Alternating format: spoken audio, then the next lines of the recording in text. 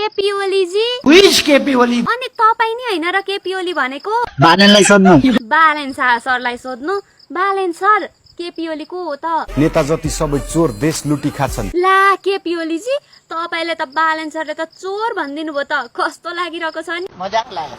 भइगयो यो कुरा छोड्दिम कि बरु बालेन सर केपी ओलीजीलाई के भन्न चाहनुहुन्छ त? तेरो अनुहार गोलबेडाको हेर्दै थिच्न मन लाग्छ। त्यसमा पत्याइहाल्नु पर्ने कुरै जरुरी छ।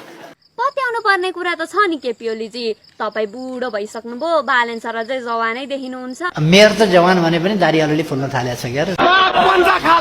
भयो बालेन सर धेर नराखिनु न हौ। बरु यो कुरा छोड्दिम। मैले भन्न खोजेको चाहिँ बालेन सर तपाईँ केपी ओलीजीलाई नि यस्तो देश विकासहरू हुन्छ नि त्यस्तो सम्बन्धी चाहिँ के प्रश्न गर्न चाहनुहुन्छ भनेको के? यो देश के कारणले डुब्छ, यो देशमा के समस्या छ, यो देशको विभिन्न उत्पादन गर्ने सरकारी फ्याक्ट्रीहरू, सरकारले चलाएका विभिन्न उद्योगहरू कसरी डुब्छन्। यस्ता खुद्रा कुराहरूमा हामी जाँदैनौँ। देख्नुभयो बालेन सर जब देश विकास गर्ने कुरा आउँछ तब केपी ओलीजी टार्न चाहनुहुन्छ। यो कुरामा तपाईँ के भन्न चाहनुहुन्छ बालेन सर? कि त अब सरकारले गरिदिनु पर्यो, होइन भने अन्त्यमा के भन्न चाहन्छु भने सरकारले सक्दैन भने महानगरपालिकालाई दिनु पर्यो।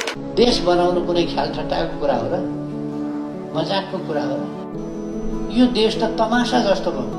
नसुना भो तेरो प्यार प्यार प्यार प्यार गर्ने बाजाको भाषण। भयो धेरै तर्क नगर्नु। जुन जोगी आयो नि कानै चिरेको। मलाई त सब गफाडी लाग्छ। विकास कसैले गर्ने होइन रिस उठ्ने। यो सानो बोल्दा पनि मैले सुन्छु। भयो ल म बिस्तारै बोलौँला कि। अनि केपी ओलीजी भन्नु न विकास चाहिँ गर्नुहुन्छ कि हुन्न त? कान सुन्दिन भन्ने थाहा छैन? अलिक सुन्ने गरी बोल्नु पर्दैन?